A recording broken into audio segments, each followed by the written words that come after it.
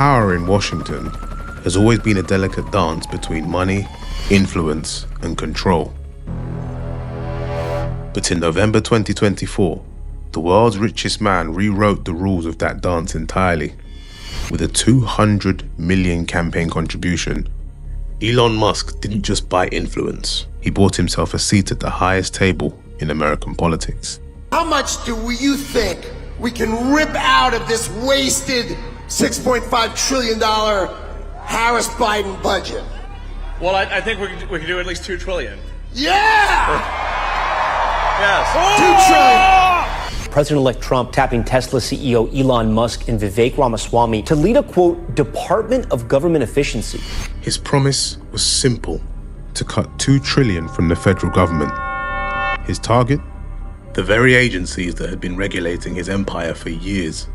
And you know, Elon, I love Elon Musk. Do we love him? I love him. Gives me $45 million a month. This is the story of how one billionaire's frustration with government oversight transformed into an unprecedented power grab. A tale of money, influence, and the fine line between efficiency and control.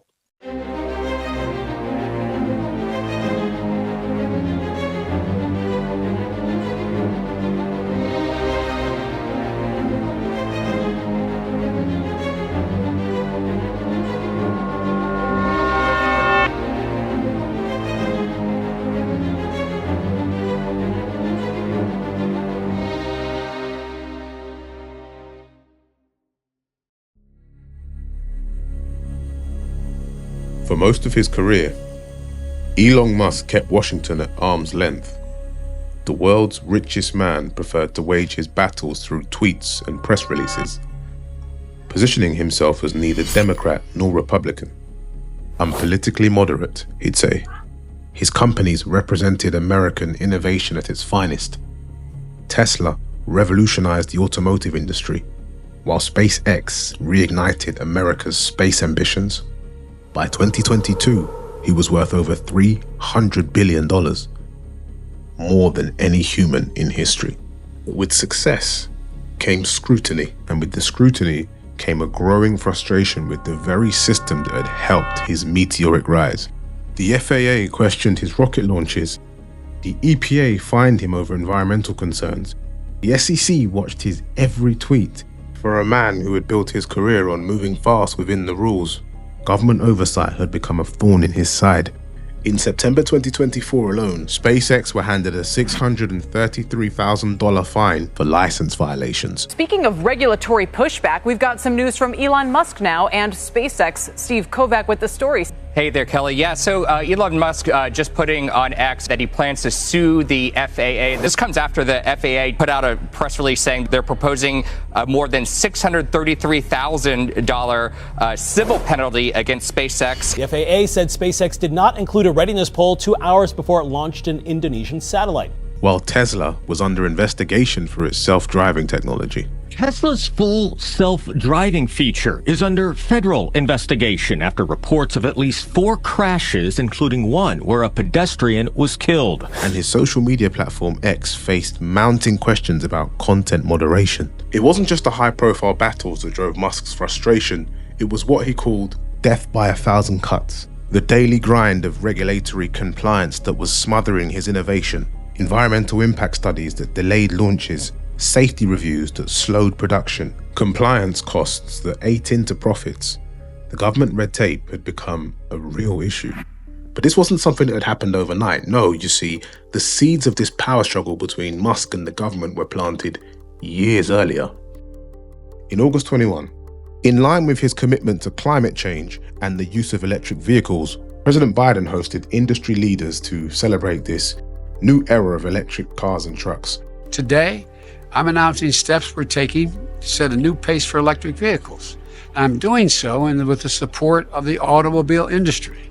Importantly, we have announcements today from automakers representing nearly the entire auto industry market who have positioned around the ambition of 40 to 50% of all vehicles sold by 2030 in America being electric. Everyone was there. This was a who's who of the American automotive industry. The likes of General Motors, Ford, Stellantis, Volkswagen, Even smaller EV startups and lesser-known manufacturers were invited. But Tesla, the company that had revolutionized the industry, the manufacturer of 3 out of every 4 electric cars sold in America, was not invited. Without doing nothing to provoke the Biden administration, they held an electric vehicle summit at the White House and specifically excluded Tesla. We literally make more electric cars than everyone else combined. Why are we not allowed? Why are you only letting Ford, GM, Chrysler, and UAW, and you're specifically disallowing us from the EV summit at the White House? And then credited GM with driving the electric vehicle revolution. This was in the same quarter that Tesla made 300,000 electric cars and GM made 26. The thing about this is Musk's ambitions align perfectly with the goals that Joe Biden had set out to achieve. Musk was all about freedom of speech, electric vehicles, and greenhouse gases, and Biden was an advocate for addressing climate change. He even rejoined the Paris Agreement on his very first day in office. But to Elon, this wasn't just a snub. In his eyes, it was proof that the Biden administration had shown clear and unequivocal bias. And as far as he was concerned, it was a declaration of war.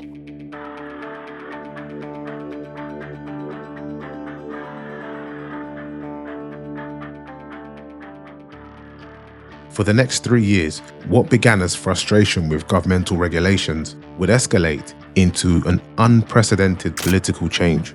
When Musk acquired Twitter, it became his loudspeaker, transforming private grievances into public warfare. Each regulatory battle, every investigation was played out in real time to his 160 million followers. By 2024, Elon's neutral mask was gone. What started as regulatory issues had now evolved into something far more ambitious. No longer fighting for regulation, he'd positioned himself to control it. Our defense budget is pretty gigantic. It's $1 trillion. But the interest that we owe on the debt is now higher than the defense budget. Over $1 trillion and growing. This is not sustainable. So we have to do something about that, or the country's going to go bankrupt. So that's an essential thing, too. Yeah, so that's why we need the Department of Government Efficiency.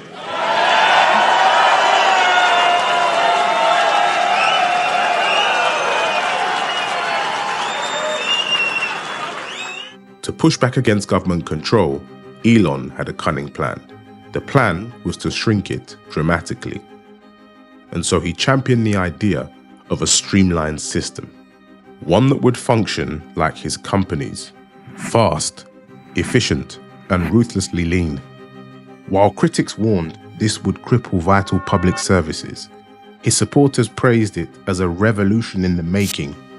But before either side could fully debate what it meant for America, something unexpected would change everything. And you know, that's a little bit old, that chart. That chart's a couple of months old. And if you want to really see something that's said, take a look at what happened.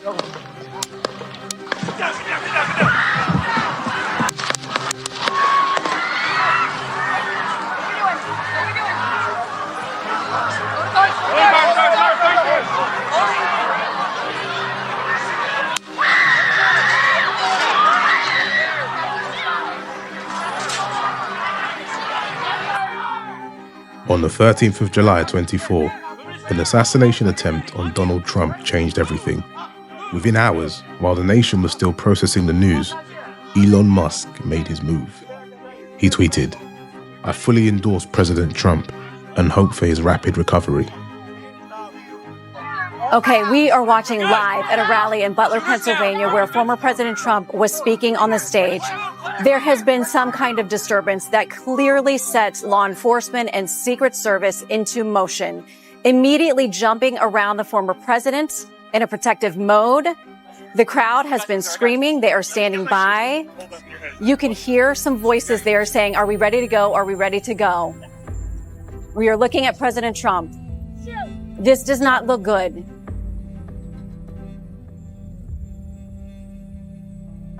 It is all quiet now at Butler Memorial Hospital, but as you mentioned, this is where the former president was taken after being shot at his rally earlier this evening. In the weeks that followed, Musk's support evolved into something never seen before. It's alleged he deployed over $200 million across 7 crucial states. His presence at Trump rallies drew an entirely new demographic. Young tech enthusiasts standing shoulder to shoulder with MAGA supporters. For Trump, this alliance was pure electoral gold. For Musk, whose companies faced mounting regulatory pressure, it was a calculated strategy. The Trump-Musk union is mutually beneficial. For Trump, he has access to the world's richest man, a man that is forward-thinking, innovative, and has a vast degree of influence, and is perceived by most as wanting to protect the First and Second Amendments, so things like freedom of speech, religion, the right to petition the government, and the right to carry and bear firearms. Additionally, Musk cares about what is best for the US economy and its stability, which aligns with the majority of US citizens. He's a great business guy, and he's a great cost cutter. You've seen that. And he said, I could cut costs without affecting anybody. For Musk, it was the ultimate power move that would unlock the door to control agencies overseeing his business ventures and business empire. You've also said that there's a lot of fat in government that you would want to slim down. Incredible fat. So what agencies would you want to shut down? Well, let me have you ask another person that, because I'm going to have Elon Musk. He is dying to do this. He just wants to be in charge of cost cutting. We'll have a new position, Secretary of Cost Cutting, okay? Elon wants to do that. Now, according to federal contracting data, SpaceX have been the beneficiary of approximately $20 billion in government funding over the past 15 years. We will lead the world in space. Remember, I did Space Force. I did that. I rebuilt the military. I did a lot. But we have Space Force, first time in 79 years since Air Force. Now we're leading in space over Russia and China. They were killing us when I took over, and now we're leading. And it's my plan. I'll talk to Elon. Elon, get those rocket ships going, because we want to reach Mars before the end of my term. We want to do it. Now, it has long been Elon's ambition to accelerate SpaceX's Mars missions, so potentially, by reducing regulatory hurdles imposed by agencies such as the FAA, the Trump administration could prioritize private space exploration, which in turn offers Elon influence and funding opportunities for more SpaceX projects. In other words, less bureaucracy, more opportunity. So I want to thank the American people for the extraordinary honor of being elected your 47th president and your 45th president. And every citizen, I will fight for you, for your family, and your future. Every single day, I will be fighting for you, and with every breath in my body, I will not rest until we have delivered the strong, safe, and prosperous America that our children deserve and that you deserve. This will truly be the golden age of America. On November 5th, Donald Trump defeats Kamala Harris to win the US presidential election. His first announcement came within hours of victory, the creation of a new department with both Elon Musk and entrepreneur Vivek Ramaswamy at its helm. They called it the Department of Government Efficiency, DOGE, a sly nod to the cryptocurrency Elon had long championed. Its value soared on the news, but this was about far more than digital currency. It was official. Elon Musk would now help decide which federal agencies survived his efficiency drive. The announcement sent shockwaves through Washington. Career civil servants who had spent decades in government now faced the tech billionaire's vision of efficiency. Markets reacted instantly.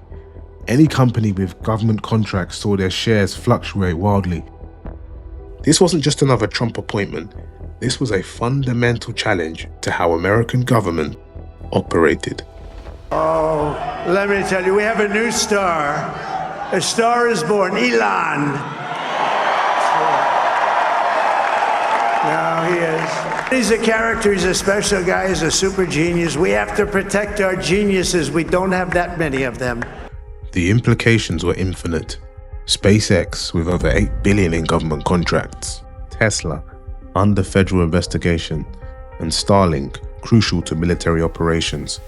Now the man behind it all would regulate the system.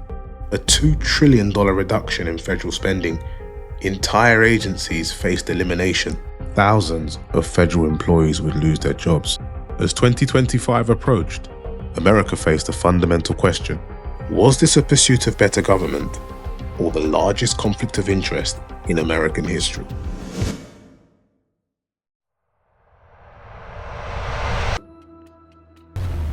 Elon Musk says he can cut wasteful government spending by up to $2 trillion. $2 trillion. That's how much Elon Musk plans to cut from the federal government. Not million, not billion, trillion. Well, I think we can do at least 2 trillion. Yeah! Over 2 million Americans work for the federal government. Musk's plan? Keep just 500,000. The rest, gone. Elon Musk and I are in a position to start the mass deportations of millions of unelected federal bureaucrats out of the DC bureaucracy. That too is how we're going to save this country. His vision of efficiency has never been attempted on this scale. Your money is being wasted. Critics call it dangerous. Supporters call it necessary. And the Department of Government Efficiency is going to fix that. But both sides agree this is more than just budget cuts. This is a complete dismantling of how America works. And I don't know if you've got to know Elon yet, but he doesn't bring a chisel, he brings a chainsaw. And we're going to be taking it to that bureaucracy. It's going to be a lot of fun. As Musk prepares to reshape the federal government, one question emerges. Is this a revolution in efficiency, or the largest concentration of power in American history?